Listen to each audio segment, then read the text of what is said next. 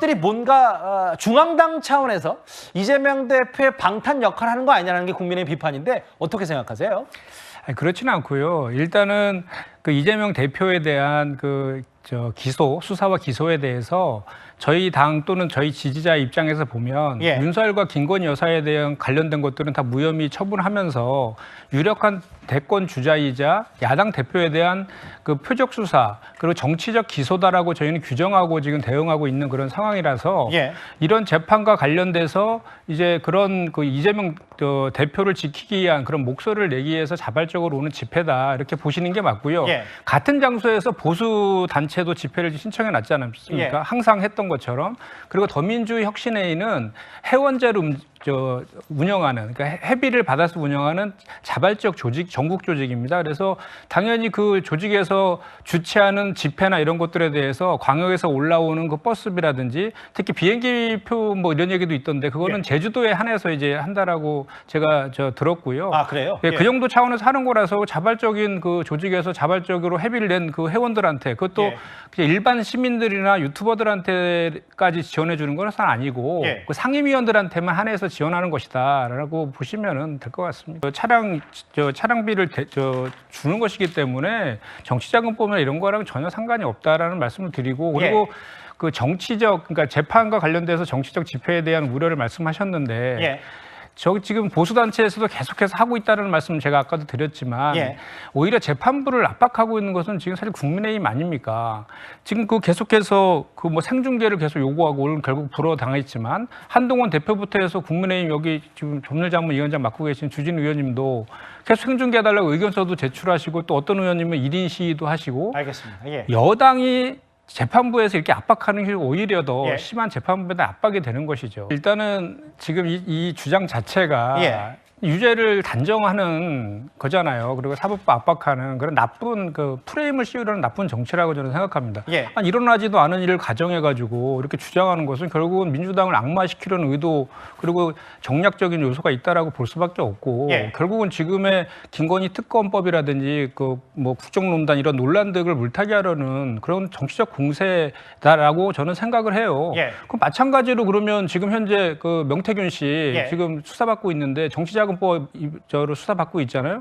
거기에 지금 윤석열 대통령 그 녹취 파일도 목소리도 직접 나왔고 계속해서 증거들이 분출되고 있지 않습니까 지금? 그래서 만약에 예를 들어서 윤석열 대통령과 연계돼서 정치자금법 위반으로 만약에 유죄 판결 받으면 그 대선 무효되고 다 물어내야 되는 것 아닙니까? 근데 저는 이런 식으로 접근할 거는 아니라고 보고 그리고 저희 나라가 3심제를 지금 유지하고 있잖아요. 아직 1심도 판결도 나지 않고 저는 개인적으로 당연히 무죄라고 생각을 하고 있는데 100% 무죄라고 보십니까? 저는 그렇게 생각합니다. 네, 왜냐하면 저는 그래서 이렇게 좀 되묻고 싶어요. 지금 그러면은 그렇게 그 당시에 공직선거법 250조 1항이 당선될 목적으로 허위 사실을 공표했을 때에 이제 처벌되는 것인데 그 허위 사실에 대해서 구체적으로 적시가 되어 있잖아요. 재산이나 학력이나 뭐 출생기라든지 행위라든지. 근데 이것은 지금 고 김만배 씨를 성남시장 재직 시절에 몰랐다라는 것은 기억과 느낌 아닙니까? 근데 그와 동일하게 윤석열 후보도 그 당시에 김만배 씨 몰랐다는 거에 대해서는 무혐의 각하 처분했잖아요. 이렇게 불공정한 그 잣대를 가지고 정치 기소한 거에 대해서는 어떤 생각을 갖고 있는지도 대묻지 않을 수 없습니다. 이고요. 한동훈 대표님은 늘 말씀하실 때 보면 약간 유체이탈법을 쓰시는 것 같아요. 언제는 하지 말아라더니 이제 대인 논술 끝나고 또 하라 그러네요. 저희가 지금 이 집회를 하는 이유를 지금 그 국민의힘에서 정확히 알아야 됩니다. 지금 갤럽 기준으로 지지율이 지금 17%까지 떨어져 있고 미국의 유명한 모던 포스트에서는 25개국 중에 15%를 윤석열 대통령의 지지율이 채합니다.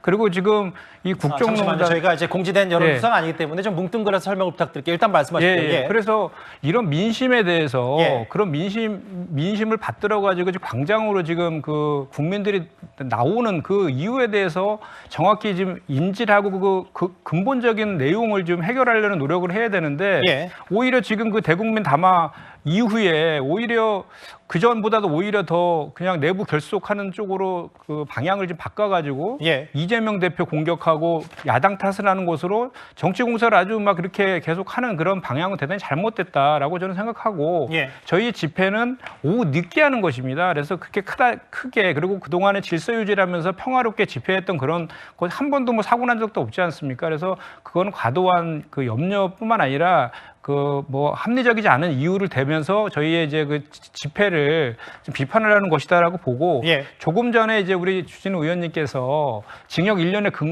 근거로 예. 말씀하신 걸 저도 좀 약간 반론을 좀 펴야 될 것 같아서요. 네. 대장동 사건과 엮어서 이게 중요한 것이기 때문에 징역 1년의 근거다 이렇게 말씀을 하셨지만 예. 대장동 사건은 업무상 배임으로 기소된 거잖아요. 예. 업무상 배임과 관련돼서는 지금 이게 그 당시에 부동산 시장이 좋지 않은 그 상황에서 그 모든 그 개발과 관련된 리스크는 민간에 떠넘기면서 시는 확정 이익을 갖는 그런 정책적 결정을 한 겁니다. 예. 그런데 업무상 배임 같은 경우에는 일반 사기업에서도요. 대표가 경영상의 판단을 잘못해가지고 회사가 파산에 이르더라도 예. 개인적으로 사익을 편취하지 않으면 뇌물 등을 받지 않으면 예. 업무상 배임으로 처벌하지 않습니다. 그런데 국가와 지자체장은 예. 사기업보다도 훨씬 더 많은 폭넓은 재량권을 주고 있어요. 예. 그런 그 성남시장의 그 재량권을 이용해서 판단한 것입니다. 그리고 그 사익 편취와 관련해서 그렇게 검찰에서 찾으려고 했던 428억 약정설도 예. 결국은 김만배 씨에서 탄핵돼 갖고 공소장에 적시 조사 못했지 예. 않습니까? 그래서 예. 그 징역 1년의 근거가 된 대장동 사건도 탄핵된 상태다. 예. 그리고 아까도 제가 말씀드렸지만 저 이중교사 관련해서도 위증한 것 자체가 없어요. 위증교사를 했는데 위증하지 않았어요. 근데 어떻게 이중교사로 처벌이 됩니까? 예. 이 말씀 드립니다. 경비 내역을 제출하지 않아서 그런 거잖아요. 지금 예. 법무부에서 막 내려고 한다고 막 그런 얘기도 있더라고요. 삭감을 이제 하니까. 예. 근데 이제 이 집회와 관련해서는 그런 것 같습니다. 저희가 지난 촛불 집회 때 수천만 명이 거리로 나왔어도 그 평화적인 그 시위 문화가 정착돼 있어서 사고가 한 번도 난 적이 없을 만큼 그 수준이 대단히 높습니다. 지난 그 토요일 날 집회 때 예. 지금 그 피로 최소한의 조치를 했다고 하시지만 예. 그 현장에 없었지 않습니까? 저는 그 현장에 있었습니다. 예. 있었는데 이상하리만큼 많은 많은 인파들이 왔어요. 예상보다 훨씬 더. 그런데 경찰 추산으로 3만 명 왔다 그러고 경찰 병력이 2만 명이 투입됐습니다. 예. 그 자체로도 이미 대단히 가행 진압이라고 해석될 수 있는 여지가 있는데. 근데 민주당은 20만 명이라면서요? 아니 지금 예. 얘기하고 있는 이 집회는 예. 민주당 집회가 아니라 예. 그 민주노총 등이 했던 태진 집회에서 일어난 일이거든요. 네. 그래서 거기에 대한 추산을 그렇게 얘기한 거예요. 예. 그런데 이제 그 이후에 저희가 이제 거기에서 집회를 했는데 예. 그 만약에 이런 겁니다. 이게 이제 질서 유지를 해야 되는 거잖아요, 최소한에. 네. 그러면 그러니까 집회에 참석한 인원들이 많으면은 예. 그 통행이라는 게 불편하잖아요. 그럼 그 전에 어떻게 했냐면 차선을 하나 더 터줬습니다. 예. 그리고 그런 그 서로 간의 구두상의 그런 약속도 좀 했다고 하는데 경찰이 네. 그거 다 지키지 않았다고. 그것도 일방의 주장이긴 하지만, 근데 그 과정에서 물리적 충돌이 벌어졌어요.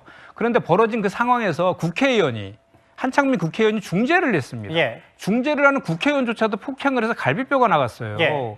이거는 과도한 과잉 진압이라고 볼 수밖에 없는 것 아닙니까? 예. 그러면 그거에 대해서 행안위에서 경찰청장한테 그 문제 지적을 하면서 이거에 대해서 재발 방지나 이런 것들을 요구했는데 예. 전혀 그거에 대해서 인정하지 않고 그러다 보니까 그러면 이렇게 폭력 진압하고 이런 거에 대해서 계속해서 우리가 그 예산을 갖다가 유지해 줘야 되느냐 이런 예. 것까지 연결이 된 것이죠.